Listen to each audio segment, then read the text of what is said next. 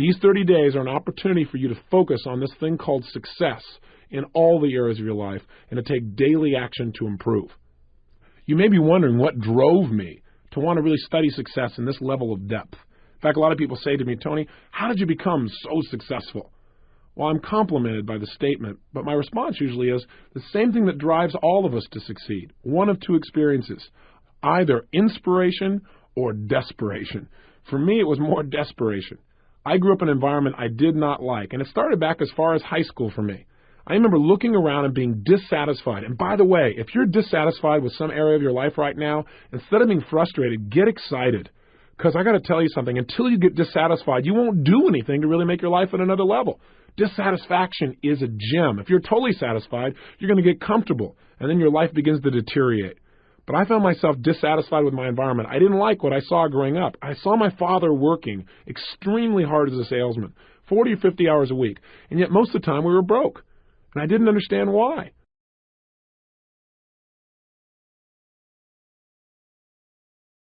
I can remember a specific Thanksgiving where there was no money for food and where some service organization came by and delivered food to our house.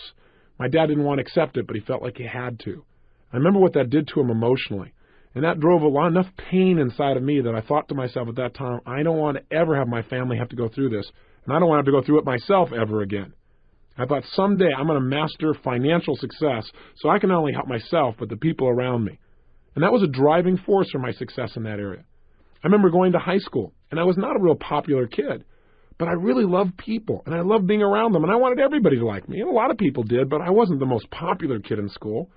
But, I thought someday I'm going to meet the most popular kid in school, and I'm going to find out what makes him so popular. He's probably one of the nicest, most warm and genuine people you could ever meet. I remember the day I met this kid. He treated me like I was dirt. Like, how dare I enter his space? And I thought, how could somebody who's this rude be this successful and having people like him? And it made me want to study what makes people like other people. I remember looking around at people in relationships, people who've been married 5, 10, 15 years, who weren't just hanging out together. They still had that passion, that drive for each other. They really loved each other 100%. It's like they were newlyweds. And I thought, how come they can last 15 years and most people can't last 15 months? I remember one day going to my mother and saying, how come this is my fourth father? I'm just curious. And she told me an explanation that I didn't quite understand at the time. But I can tell you one thing, it motivated me to want to make relationships work.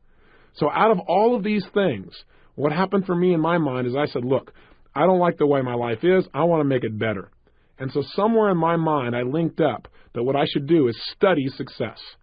That if you want anything in life, you got to make it a study. If you want to be successful, you got to study it, not leave it to chance.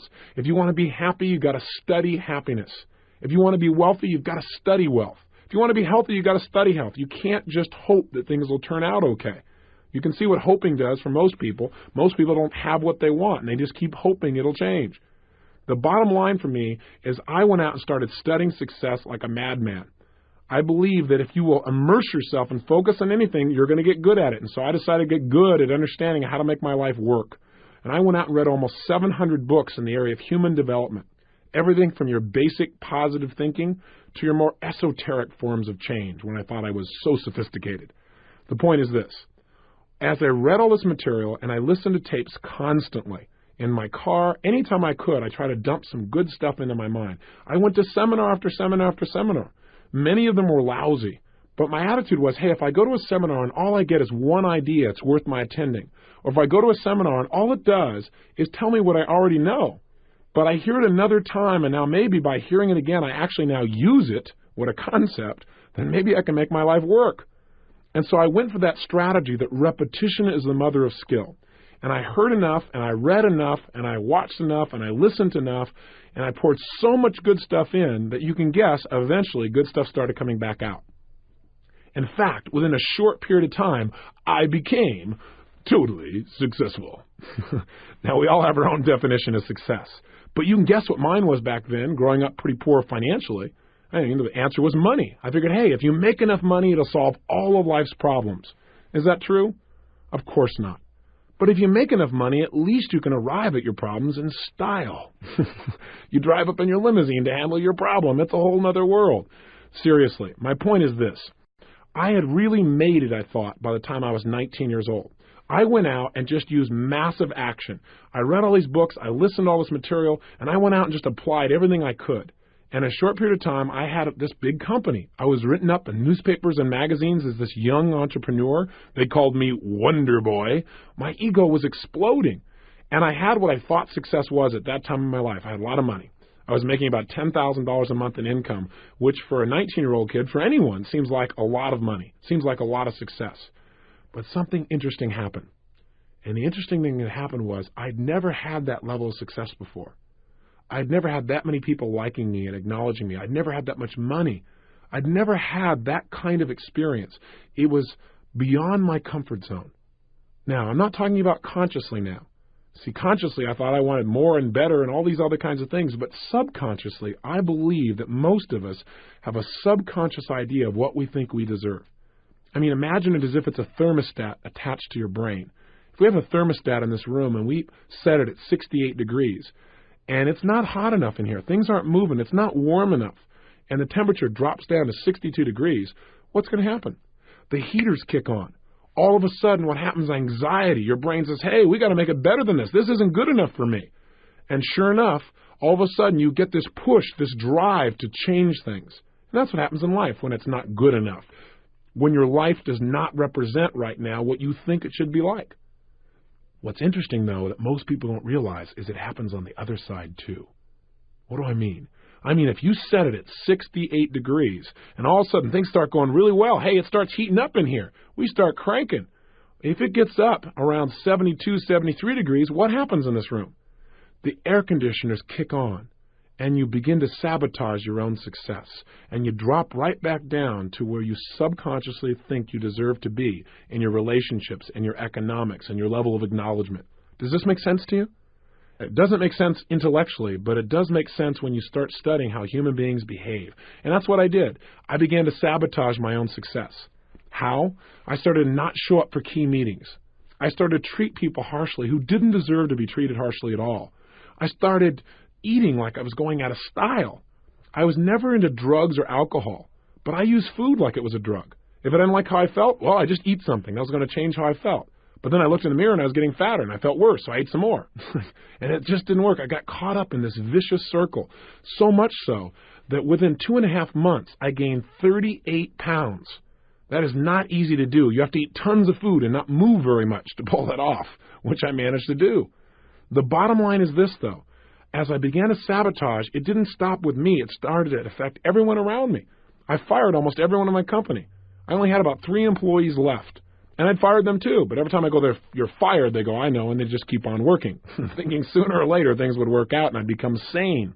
But every time I go there, you're fired, they go, I know, and they just keep on working, thinking sooner or later things would work out and I'd become sane. I went totally broke financially, and I moved into a little 400 square foot bachelor apartment in Venice, California. No kitchen, washing my dishes in the bathtub, waking up each morning with major goals, things like, what am I going to eat today? And what's going to happen to Luke and Laura on General Hospital, my favorite program at the time? So how do I get to be here with you? How did my life turn around? Well, the answer is it wasn't just by more information. It wasn't just by more technology, although that made a difference. What made the big difference for me is a friend came by, someone I hadn't seen in about 2 years. And the reason he came by to visit me and had to track me down is he couldn't call me on the phone because my phone was disconnected. At this point, my nickname had gone from Wonder Boy in the newspapers to just Boy. I was hiding from my creditors, trying to survive. He came to my house, and basically he put it on me. He couldn't believe how much I deteriorated, and he was a true friend. He wasn't mean, he wasn't vicious, but he was strong. And he said, look, you're worth more than the way you're living. I mean, what happened to you? You know all this stuff. You know all the books and the tapes. You read it all. Your life is still not working. And I said, that's right. And that's because none of that stuff works. A true friend. He wasn't mean, he wasn't vicious, but he was strong. And he said, look, you're worth more than the way you're living. I mean, what happened to you? You know all this stuff. You know all the books and the tapes. You read it all. Your life is still not working. And I said, that's right. And that's because none of that stuff works. Long story short, to say the least, I was jaded. I felt like I tried everything. Well, I learned something within the coming months that really changed my life. I learned that no matter what's happened in your past or how many times you tried and failed, none of that matters. Because this moment is a fresh new opportunity. The past does not equal the future. If you've tried lots of programs in the past and nothing's quite kicked you over the edge, all that's done is gotten you ready for this 30-day program, in my opinion. And I think you're going to find it's going to be true. Because you're going to find the technology we're going to share with you in this program is different than anything else you've heard before. It won't just be affirmations. You're going to understand how your brain really works and how to use it to get real results. It won't just be affirmations. You're going to understand how your brain really works and how to use it to get real results. Oh!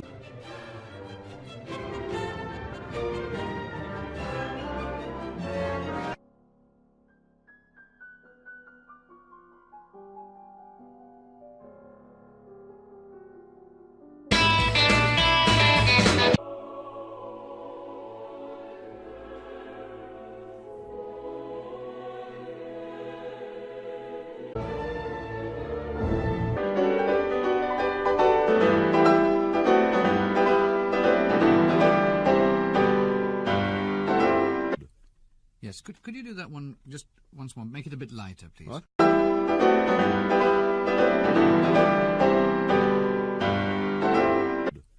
Yes, could you do that one just once more? Make it a bit lighter, please. What? Once more, make it a bit lighter, please. What? In this program, I'm going to show you how to operate and direct your own mind with more precision and power than ever before. But here's your part, and that's what this first tape and this first day is all about. One message. The message is this. What changes your life is not learning more. What changes your life is making decisions and using your personal power and taking action. That's what the definition of power is. Look it up in the dictionary. Power, the ability to act. Hey, that's what sets people's lives apart.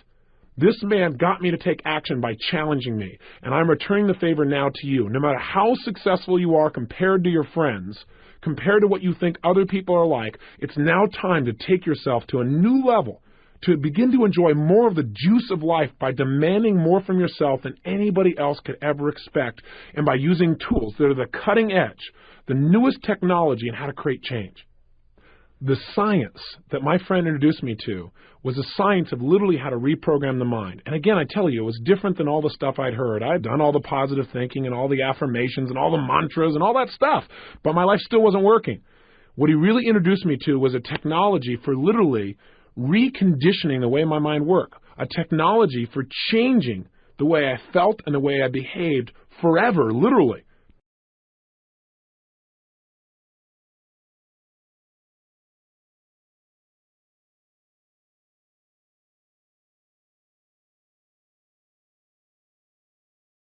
What you're going to learn through this 30-day program is just as there have been a series of technological breakthroughs in many of the sciences, computer sciences, where we can now process information much more rapidly than we ever thought possible before, agriculture, medicine. There have also been equally great breakthroughs in the area of human technology, meaning technology and how to get ourselves to change our emotions and our behaviors with lightning-like speed. And very few people know much about these sciences. In this 30-day program, I'm going to expose you to a series of those. When my friend came and met with me, he began to expose me to just a few of them back then.